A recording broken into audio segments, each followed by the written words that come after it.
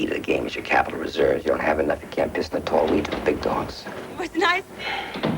All warfare is based on deception. Sun Tzu. If your enemy is superior, evade him. If angry, irritate him. If equally matched, fight. And if not, split and reevaluate. He's learning, huh? What he's learning. Wall Street continues after News at 10. This Christmas, Central brings you Presence of Mind, Imagination and Horror, a series of Hitchcock classics. Mrs. Bates. Plus... Tim, Beetlejuice. Go ahead. Make my millennium. And the Spielberg favorites. Films which give the go-ahead for a great Christmas. So be ready. Wendy, I'm home. Because Christmas is for grown-ups too. Here's Johnny. On Central. We continue our coverage of the Colite World Match Play Championship tonight on Central. The snooker's later at midnight.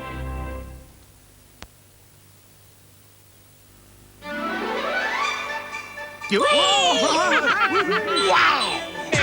That'll be music to someone's ears. To be sent to someone special.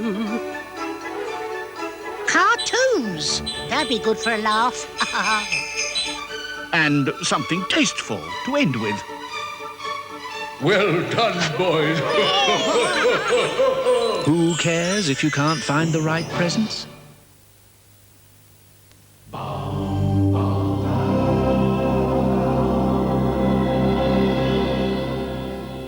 I have a secret, but I'm a little shy, and I can't just tell anyone, so you'll only hear it if you're telepathic.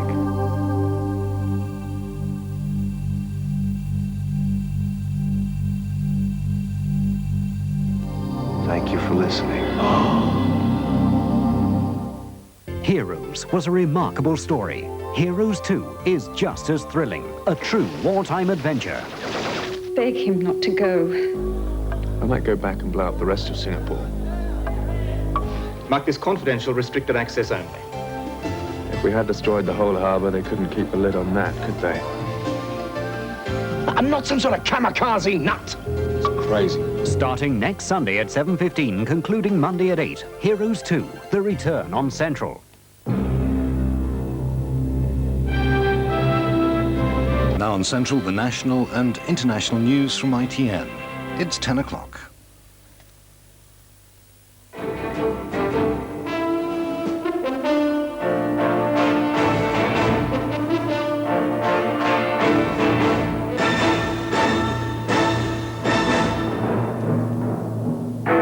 Europe tells Major we will have a single currency.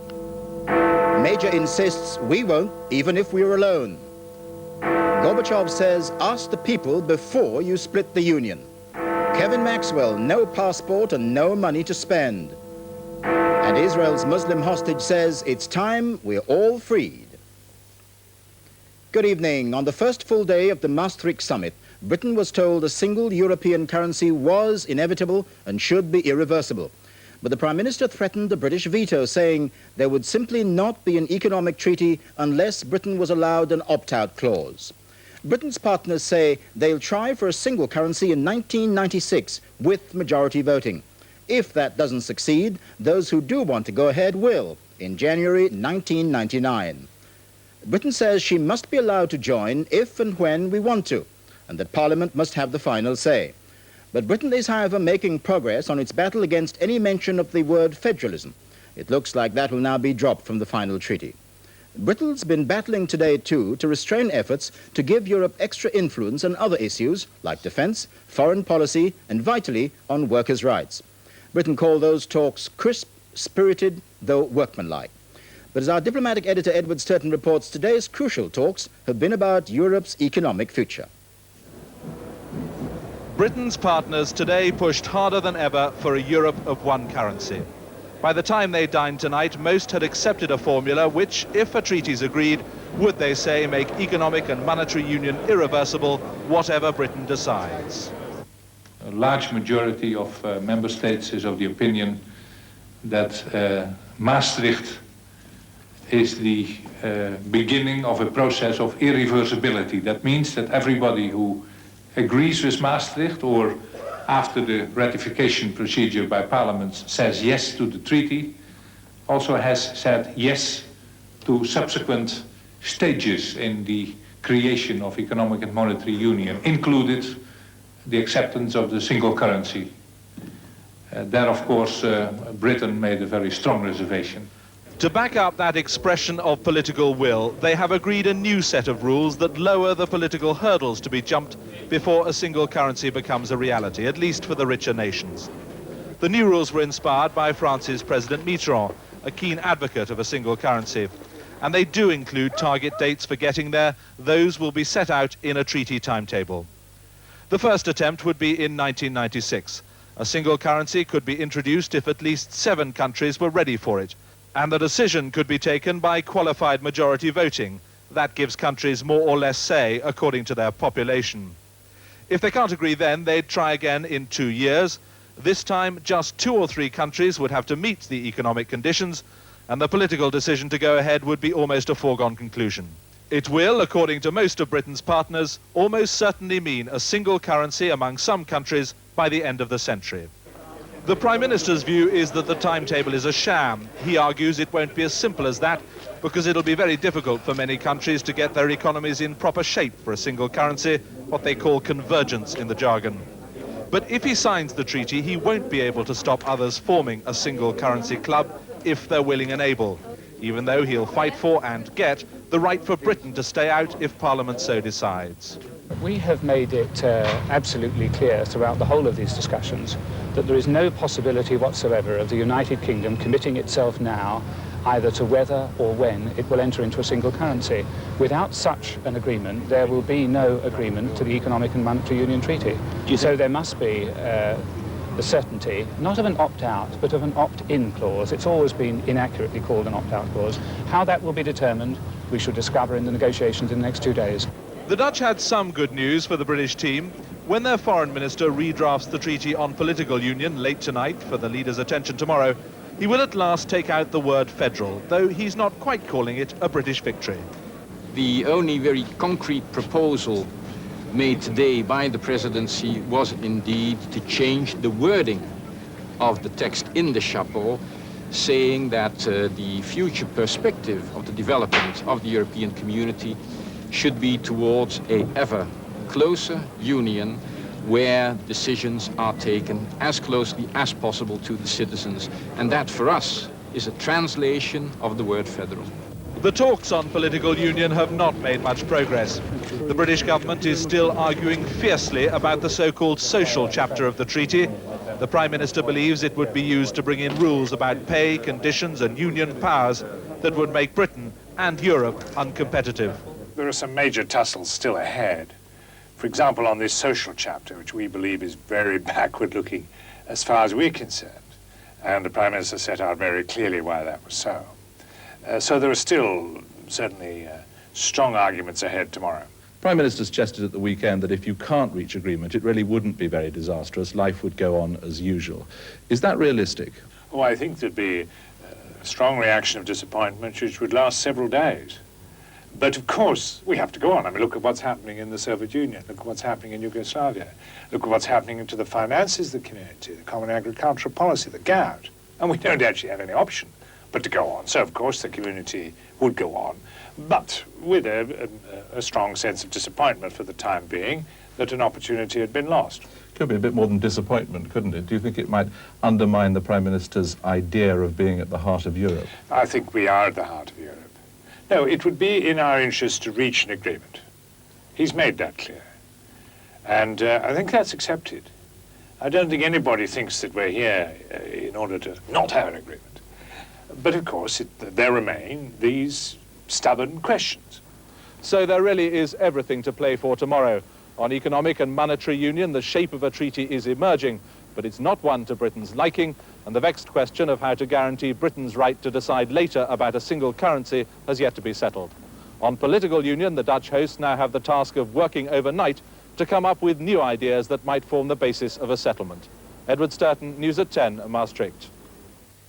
Earlier this evening in Maastricht, my colleague Alistair Stewart spoke to the Chancellor Norman Lamont, who is steering Britain's difficult position through the economic and monetary union talks. Alistair suggested to him that some in the city and the business world thought that Britain's resistance over economic and monetary union had more to do with party problems at home than with the future of Europe.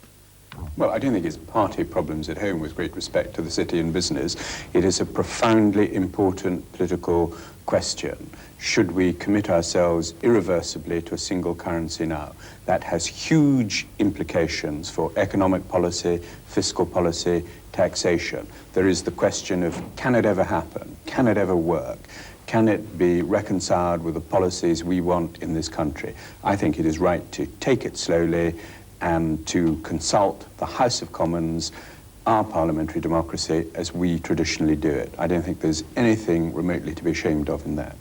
But on the measures of convergence, the things that make it sensible or not sensible, inflation, borrowing, you're on target. You're not looking, surely, as a Tory Chancellor, for a licence for higher inflation, higher borrowing. Why do you object to those points? I don't object to those points. That's one of the great gains we've made in these negotiations. It's Britain that from the word go has been saying, let's just make an abstract blueprint. Let's work out something that is practical. And you can only have a single currency if you actually have it growing, evolving, happening naturally. And it's we, the British, who have been pushing that line particularly hard, and the rest of Europe is agreeing with us. Final point. If you walk away, however, from what's being proposed now, there is speculation that sterling will come under enormous downward pressure, and you might have to raise interest rates just a few months before an election. You don't want to do that, do you? Well, we're not walking away from anything. We're negotiating hard. We're trying to get an agreement which we can sign if it's on the right terms. We wish to have, for our parliament and our country, the right to choose whether to join a single currency. That's not walking away. It gives us the option of joining in when we think it is right to do so. Nothing could be more simple and commonsensical and democratic. The Chancellor, Norman Lamont.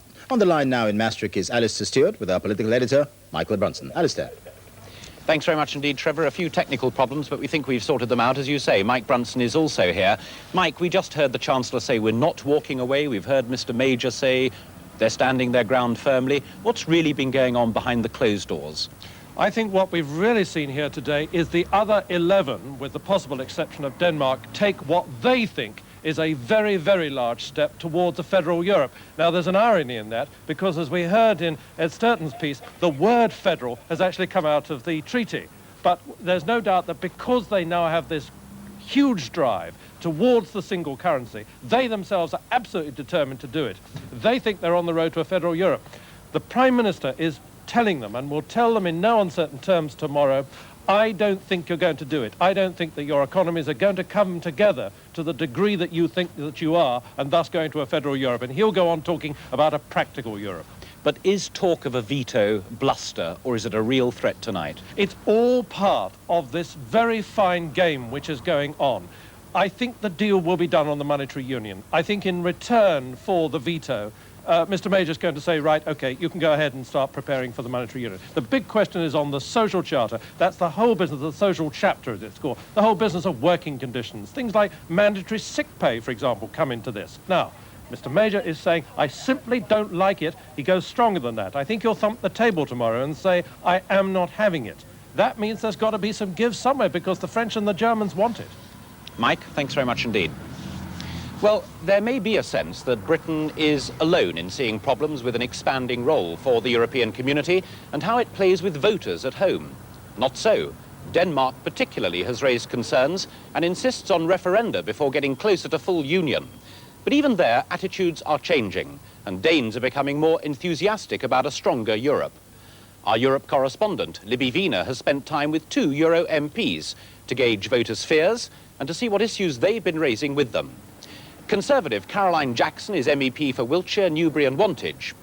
Danish Liberal Niels Kofod represents the island constituency of Bornholm in the Baltic. Selling the idea of a deal at Maastricht has become something of a mission for Caroline Jackson. As a Conservative Euro MP representing Wiltshire and Newbury, it's not been an easy road. In her mainly rural constituency, farmers remain deeply sceptical about the prospect of their livelihood being subject to more European control. This farmer complaining that even now other EC countries don't adhere to the rules. Laws coming out of Brussels should be implemented in the same way by every country, but they aren't, because there's nobody really who's there to make sure that they are. And this is one of the things which is going to be discussed at Maastricht, we hope. Yes, I mean, I hear what you say, and I'd like to believe that it would be so, but I still have, I mean, the history of the thing is not good. At constituency gatherings, she's also faced queries about perhaps the most contentious issue now being debated, social policy, and in particular, working practices.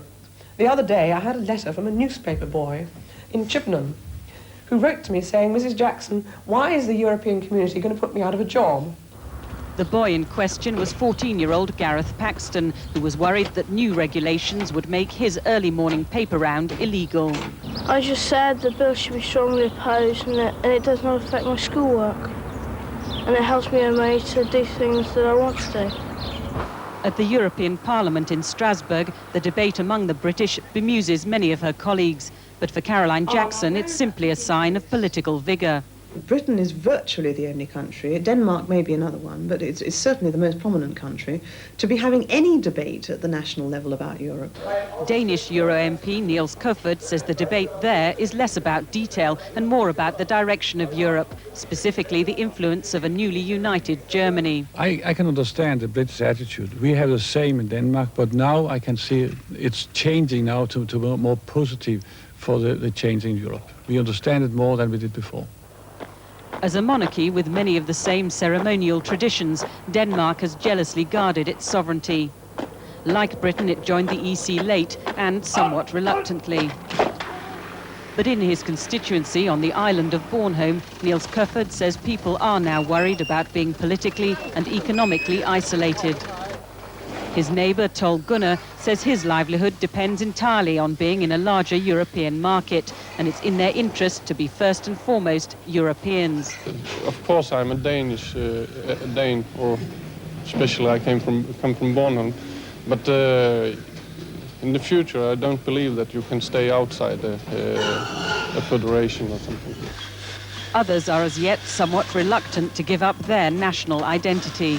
Danish. Very Danish. But I think it's necessary to make a bigger community, but not too fast. As the Home Guard, still practicing on the streets here, suggests, the Danes remain keenly aware of wartime occupation by Germany. The unification of their powerful neighbour has won over many to the idea of a stronger Europe. Our enemy has always been Germans. And now maybe some people are a little bit worried about the Germans. So I think the people say it's better to have them together with other European countries because it's better than to have them alone. And even the fishermen of Bornholm, some of the most outspoken critics of EC quotas, are now coming round to the idea of a wider market. The economic reality, they believe, is that Denmark can no longer afford to go it alone. Libby Wiener, News at 10, Bornholm. Tonight, the heads of government are at a working dinner where they're trying to narrow some of the differences here. A chess game played in 12 dimensions or good old-fashioned horse trading, there remains a determination to find a deal. But with at most a day and a half to go, a lot remains unsettled. From Maastricht, it's back to Trevor in London. Mr. Gorbachev, fighting yet another battle to save his political life, said tonight he wants to convene the Supreme Soviet Legislature to discuss the Commonwealth of Independent States, formed by the three most powerful Soviet republics. The move leaves Mr. Gorbachev more isolated than ever. But Mr. Yeltsin tells him you can still be useful. A report next. Plus, Israel's Muslim hostage says swap me for missing Israelis. And Oxford United, latest victims of the fall of the Maxwell Empire. That's in a couple of minutes.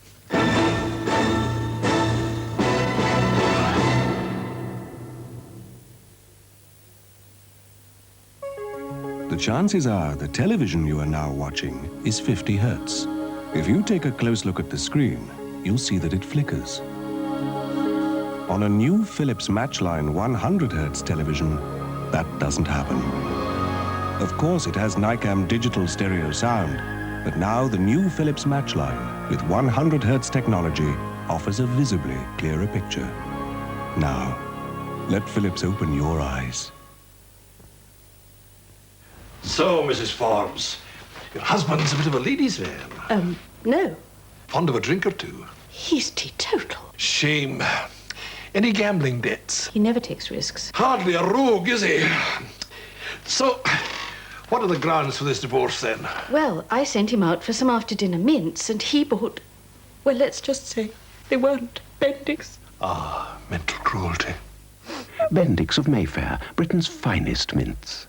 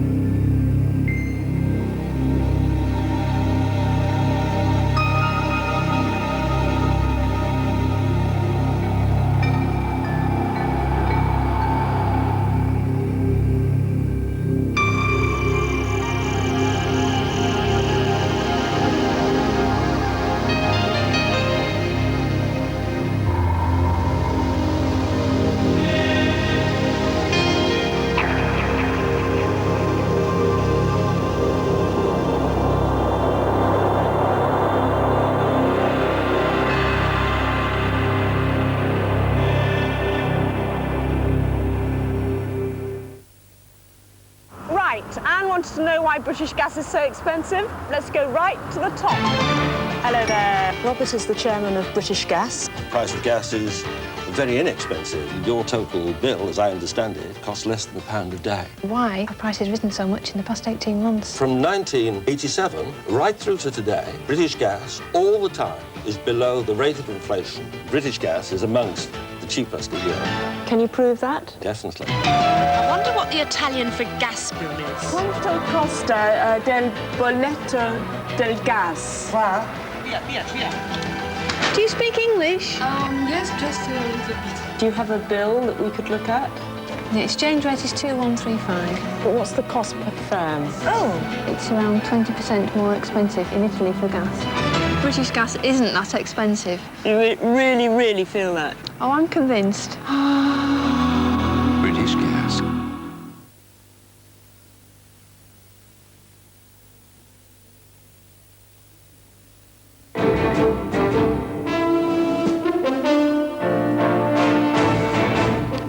President Mikhail Gorbachev is fighting to stop the Soviet Union and his job from disappearing tonight. The Kremlin said today Mr. Gorbachev wouldn't resign over the formation of the new Commonwealth of Russia, Belarus and the Ukraine. In a statement read out on Soviet television, Mr. Gorbachev said the assertion by the leaders of the three republics that the Soviet Union had ceased to exist was illegal and dangerous. He wants the decision about the new Commonwealth to be referred to the Congress of People's Deputies. Mr. Gorbachev swept into the Kremlin this morning, vulnerable and politically isolated, the president of a country that no longer exists. Tonight on national television, it was left to the newscaster to read out Mr. Gorbachev's response to the breakaway Slav Commonwealth, the president himself battling on inside the Kremlin as Moscow approached midnight. And if Boris Yeltsin and his Slav allies thought Gorbachev would concede defeat easily, they were wrong. He's fighting back, calling an all-union referendum and a meeting of the top Soviet lawmaking body, the Congress of People's Deputies, to decide the fate of the Union. With high irony, he's trying to use the governing bodies of a dead Soviet Union to bring it back to life. On the other side, Boris Yeltsin strode into the Kremlin today to confront him. Meanwhile, Leonid Kravchuk in the Ukraine held up the document declaring the Soviet Union dead. There's no going back now, he declared. The Russian foreign minister even offered Mr. Gorbachev a leading role in the new Commonwealth. It can be a very important and positive role since Gorbachev initiated change in this part of the world, and if he goes on as a promoter of this change, then his role will be even increasing. Mr. Gorbachev's one Republican ally, Kazakhstan's Nursultan Nazarbayev, stood by him today. His support is crucial. For after the three mighty Slav republics, Kazakhstan is the only one of economic significance. This political turmoil will, of course, only serve to heighten the economic chaos. Anger already spilling over in the empty shops of Moscow. Hardliners like Colonel Viktor Auksnis tonight warned that the army was ready to step in. И когда на улице будут толпы людей, армия в этой ситуации просто присоединится к этому населению, в какой-то мере, может, даже возглавит эти протесты. Вот именно в этой ситуации, то есть в ситуации народного бунта. Mr. Gorbachev may have survived today, but the three Slav republics have all the economic might, and Mr. Gorbachev's rejection of their Commonwealth has only served to make the process of disintegration here more dangerous. Penny Marshall, News at 10, Moscow. It's the question of what will happen to all this that worries the West. The vast weaponry of the old Soviet Union, conventional and nuclear, could it be used by one new republic against another? Trying to answer that question has sent a shiver through the centres of power in the Western world. We really do run the risk, in my view at least, of seeing a situation created there not unlike what we have seen in Yugoslavia, with nukes, with nuclear weapons thrown in, and that could be an extraordinarily dangerous situation for Europe and for the rest of the world, indeed for the United States. That alarmist view stems from fear that central control of nuclear weapons will break down. There are 27,000 nuclear weapons in the Soviet Union, 70% in Russia, 15% in the Ukraine, and 5% in Byelorussia. The weapons range from long-range strategic missiles, some submarine-launched, to bombs and artillery shells. Soviet Chief of Staff General Lobov, visiting a British submarine base last week, gave assurances tight central control of nuclear weapons would be maintained. But he was sacked as soon as he got home. Such sudden change fuels the West's concerns, not so much over control of the strategic missiles in fixed silos, but of the smaller tactical nuclear weapons like these. Tactical nuclear warheads, of which there are many more, battlefield nuclear warheads is another name, have in some cases very simple mechanical locks, and it would not be beyond the wit of man, given time, to unscramble those locks. So it would be possible, theoretically, for a terrorist organization or even for an individual republic to steal or use some of the tactical nuclear warheads on their soil in these depots, reprogram them and use them for battlefield purposes. In the Ukraine, individual Red Army units have already switched loyalties to the Ukrainian Republic. Could nuclear forces follow suit?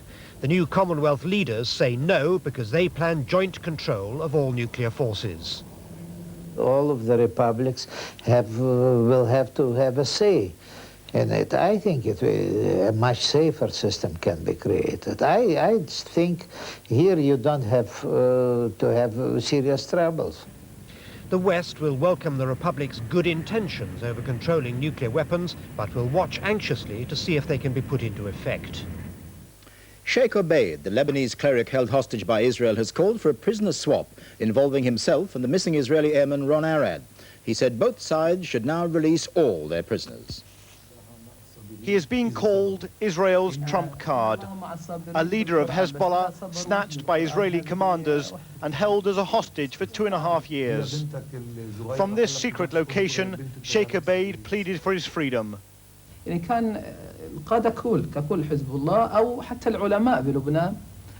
Calling for a prisoner swap to include himself and any Israeli serviceman being held captive in Lebanon. By making this link and by demanding freedom for 200 other Muslim radicals held by Israel, Sheikh Obeid is reminding the world the Western hostages were not the only ones held captive in the region. The man the Israelis are bargaining for is their missing airman Ron Arad. His freedom would almost certainly trigger the release of all other hostages. These moves come on the eve of the next round of the Middle East Peace Conference in Washington. The Israeli delegation know an end to the hostage ordeal would inject much-needed goodwill into regional talks plagued by mistrust and suspicion. Sheikh Obeid's comments will bring the prospect of a final prisoner exchange ever closer, with the Israelis hoping it will force the hand of whoever still holds Ron Arad. The greatest fear the Israelis have is that the fate of their captives will be forgotten. And by using Sheikh Abeid in this way, they are making a final desperate effort to bring it back on the agenda. Robert Moore, News at 10, Tel Aviv. Here, Mr. Kevin Maxwell has had his financial assets frozen and his passport confiscated by the High Court. The orders were requested by accountants who were trying to find the money taken by the late Mr. Robert Maxwell from his company's pension schemes. Mr. Kevin Maxwell is appealing tonight against the travel ban. He wants to fly to America tomorrow. Kevin Maxwell's role in the transfer of millions of pounds of pensioners' money is now under intense scrutiny. He was ordered by a court to stay in this country till he's explained where the cash has gone. This afternoon he challenged the order, which had been obtained by liquidators trying to track down the pension money. His lawyer explained that Kevin Maxwell has to go to America tomorrow for rescue talks at the New York Daily News. But counsel for the liquidators said that Mr. Maxwell should postpone his trip to New York. That was because there were several very serious transactions involving pension fund money which needed to be explained. Mr. Maxwell was the only person who could explain them. £427 million had gone missing. Larry Trachtenberg has also been ordered to provide information and hand in his passport. He was a director of the company which managed the pension funds. That company, Bishopsgate Investment Management, is being wound up. This man, the liquidator, is trying to recover its money. Our principal objectives are to trace the assets and to safeguard them for the benefit of the pensioners, for the beneficiaries of the company. That exercise has started. Today, the full extent of the crisis facing Robert Maxwell before he died emerged. He took about £665 million from MCC and Mirror Group and their pension funds. £120 million worth of shares was taken from the pension funds and given to the banks as collateral. £80 million went to the New York Daily News and the European and to pay interest bills on private debts. £100 million was used to pay off a debt to another company, BPCC, formerly run by Maxwell. That still leaves £365 million missing. It's believed Maxwell used some of it to buy shares in MCC to keep up the share price in the final days. 100 sacks of documents outlining these deals have now been seized by detectives working with the Serious Fraud Office. They've also been examining bugging devices placed by Robert Maxwell in the offices of his senior executives. The financial upheaval has now rocked Oxford United Football Club, owned by the Maxwell family. The club's being asked to repay a £2 million loan to the family. All the players are up for sale. We've got to go with the kids, we've got to cut wages, we've got to sell players. And over at the European newspaper, staff have agreed to work for nothing, while the administrator, who's now their boss, decides the paper's future.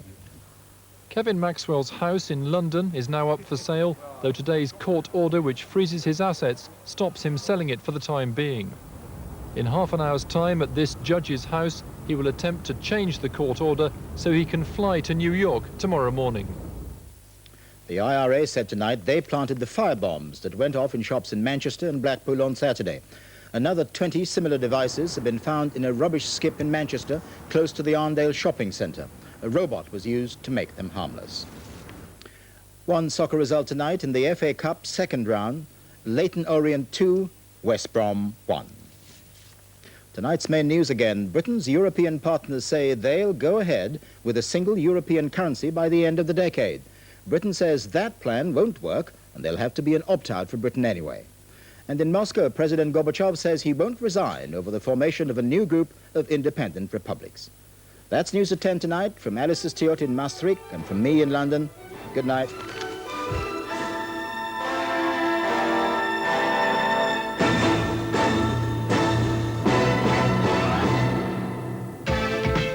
John Barrett fights to gain a place in the semi-finals of the Colite World Match Play Championships. That's the Snooker on Central at midnight.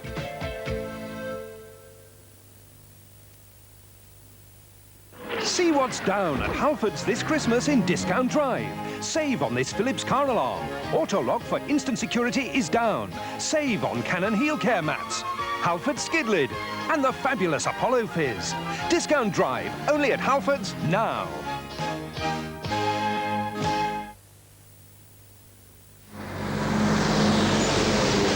Perfect. Perfect.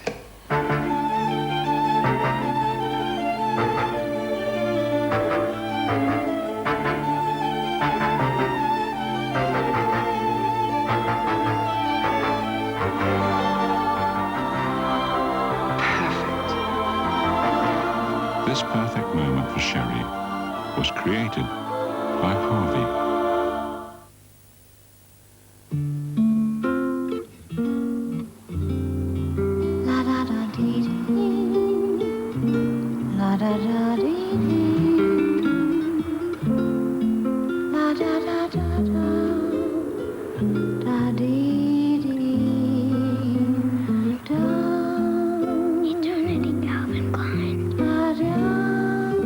Available now at your Debenham store.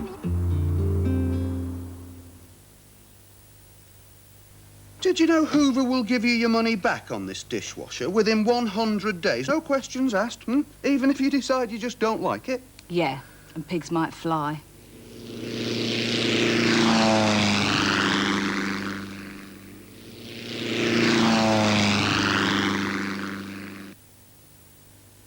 British Airways has some very good news for people who fly regularly, air miles. You get them if you fly to the States, Glasgow, even if you fly Concorde. Wherever. And here's the really interesting part. You can use them for free flights almost anywhere in the world, for the whole family. You haven't got a passport, have you, Keith? Ah, sorry, Keith. Air miles from the world's favourite airline. For details, call 0800 100 108. That old black magic has me in its spell. That old black magic that you weave so well. Those icy fingers up and down my spine. That same old witchcraft when your eyes meet mine. Down, down, down I go. Round, round, round I go. That old black magic called love. Come on, Colin, we've all had ours. Oh, don't worry about me, love. I've packed some sarnies. Sarnies? Colin! Oh, typical. When I've lovingly prepared a delicious chicken casserole. Well, we can't waste it, can we, George? You took the words right out of my mouth. So, gluck, gluck, gluck, it's chicky time, chicky time. George. Greedy old traditional chicken casserole mix by George's Coleman's. Black & Decker have everything you could want for Christmas. Take the cordless dustbuster, the fast, convenient way to clean up unexpected spills. Or the cordless super power driver, with all the power you need to screw screw after screw. For the ideal Christmas gift, think what you can do with a Black & Decker.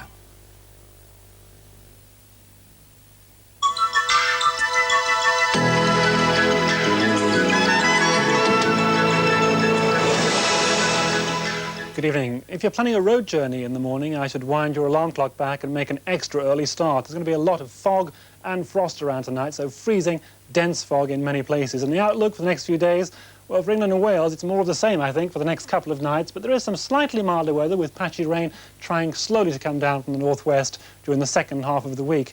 No such thing tonight, though. It's a dry night, but that's the best you can say for it. Widespread fog, so do take extra care on the roads tonight. Some of that very dense indeed. Out to the west, we've got a slightly stronger breeze, not so much in the way of mist and fog, some patchy low cloud instead. Temperatures tonight, a widespread frost, moderate frost in many places, severe here and there, perhaps as low as -8. But again, it's out in the west where the winds are slightly stronger, temperatures staying just above freezing. But for most of us, the risk of icy patches on those roads. Tomorrow morning then, well, the fog lingering well into the morning, in fact, probably through the day for some people. But elsewhere, sunshine coming through, weak, watery, wintry sunshine around, so a brighter picture there. And during the afternoon, most places seeing a glimpse of the sun, I think. But as today, some places staying in the fog and therefore staying very cold indeed. Temperatures there struggling to around freezing at best. Elsewhere, 4 or 5. The highest temperatures again are out in the west where the winds are slightly stronger. As the sunset times and the summary. Good night.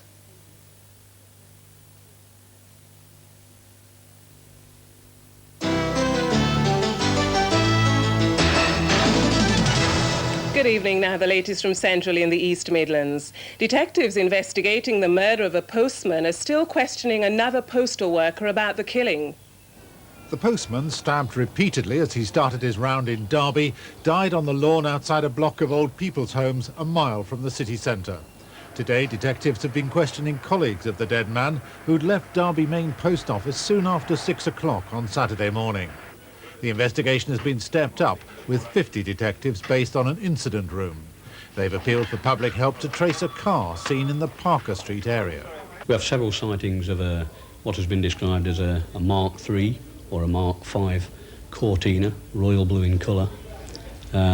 We know that it's got an X suffix, and it has been seen on 2 occasions in the area. Although the killing happened early in the morning and in fog, detectives say they've had useful information from the public. We have not found the murder weapon as yet. We have done fingertip searches all in the immediate area of the murder scene. We're looking for a weapon somewhere in the region of a blade length of 6 inches, but we would ask that all members of the public that live in that area, if they could please check their gardens, their waste bins. The dead man has been named as Robert Crudes, a 25-year-old single man from Normanton in Derby. Workmates were shocked by the killing. Just can't believe it, that's all I can really say. Well, it's sad what's happened, man. Just shocked, really, just shocked. Very depressed and things like that, you know. We've been interviewed by detectives. Police have been carrying out more house-to-house inquiries, and they expect to continue questioning the man they're holding. He's objected to further detention, but a magistrate extended the period for which he can be held. Thick fog and freezing temperatures have caused chaos on the region's roads today. Hundreds of vehicles were involved in accidents as temperatures in some parts plunged to 8 degrees below freezing. The worst hold-ups were caused by articulated lorries which jackknifed and blocked long stretches of road. Flight schedules were also thrown into chaos, with planes grounded at East Midlands Airport. The final boundaries for the new National Forest have been announced today by the Countryside Commission. The forest will cover 194 square miles of Leicestershire, Derbyshire and Staffordshire, and take in the towns of Burton-on-Trent, Swadlincote, Ashby and Colville. The boundary will follow easily recognisable features such as roads and rivers. It was finalised after lengthy talks with landowners. Consideration was also given to the environmental impact. The forest will be created from the core of 2 ancient woodlands, Needwood and Charnwood, an idea which has received widespread public support. About half the area will be covered with broadleaf trees. The rest will be a balance between farms, towns and villages. The Countryside Commission is now looking to industry, farmers, voluntary groups and individuals to join the forest development team and make the venture work. Police are investigating a crash in which 1 man died and 3 others were injured when 2 trials bikes collided. The accident happened on railway sidings at the back of Victoria Park at Netherfield in Nottingham. An eyewitness said that the 2 trials bikes collided on a bend as they were travelling towards each other at around 50 miles an hour. Both bikes were carrying passengers, and police say the dead man was not wearing a crash helmet.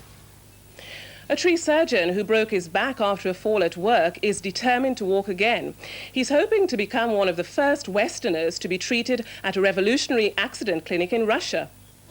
Peter Blood was a tree surgeon at Woollerton Park in Nottingham before he became paralysed 6 months ago after falling from a tree while at work. Despite intensive physiotherapy, doctors have told him that he must accept his lot and he'll never walk again. And there's nothing anyone can do for him in this country. The dealings I've had with people that come directly in contact with paralysed people is give in, forget it.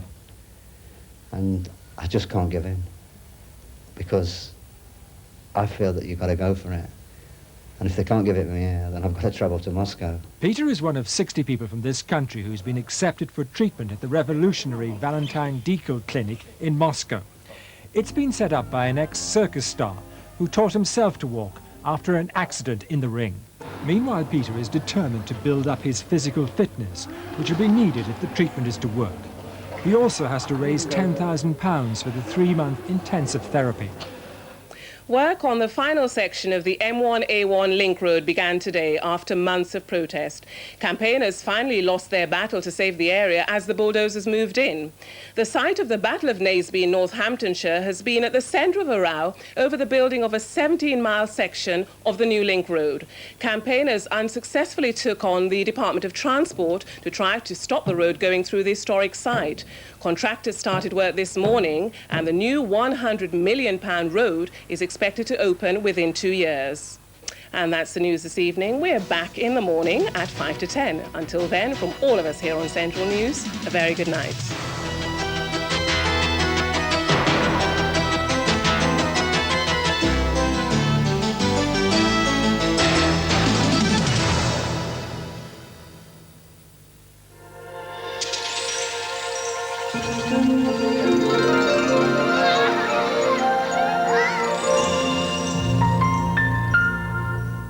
near-freezing fog has already taken a real grip on the region, so if you're off out in the car now, do take it slowly.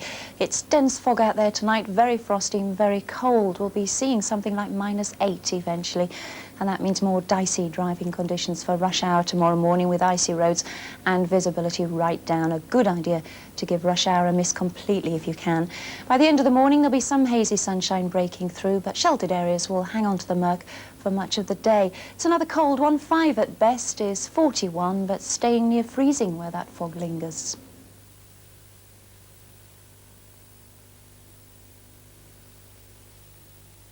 Now AD, Actors Desperate. Join Frankie Howard as he ventures further up Pompeii. Saturday Laughter at 7:50 on Central.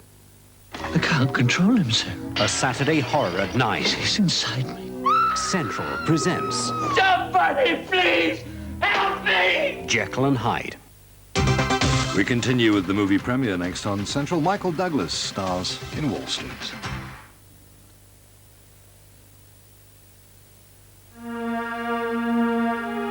Her fingers went over the mold of his face, over his features. How perfect and foreign he was. How dangerous. Her soul thrilled with complete knowledge. This was the glistening, forbidden apple. She kissed him, putting her fingers over his face, his eyes, over his ears to his neck. To know him, to gather him in by touch. Obsession for Men, Calvin Klein. I tried a dry drink from a nomad. It was a funny sort of brew. I tried slings in Singapore. They were dry, but nothing new. And Manhattans in Manhattan just simply wouldn't do. I had thought that there was nothing left to try. When I stumbled on a club where the drink was quite exclusive and the clientele inside was certainly conducive, when I asked for something extra, I got this neat reply. The dry that you are looking for's Martini Extra Dry.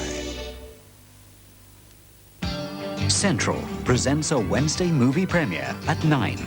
The true story of mountain man Claude Dallas. He was a hunter that became the hunted. A trapper caught in a trap. From what I understand, Dallas knows every cave and gopher hole in the Northwest. It's going to take time, but we'll get him. He was caught, tried and convicted, but they couldn't put him away for long. Manhunt for Claude Dallas, a Wednesday premiere at 9 on Central. Just a quick reminder that we join the ladies of Prisoner Cell Block H tonight on Central, a little later at 1.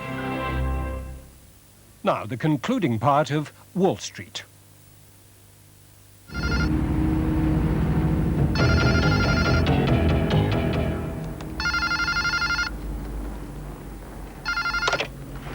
Yeah. Money never sleeps, pal. Just made 800,000 Hong Kong gold. It's been wired to you. Play with it. You done good.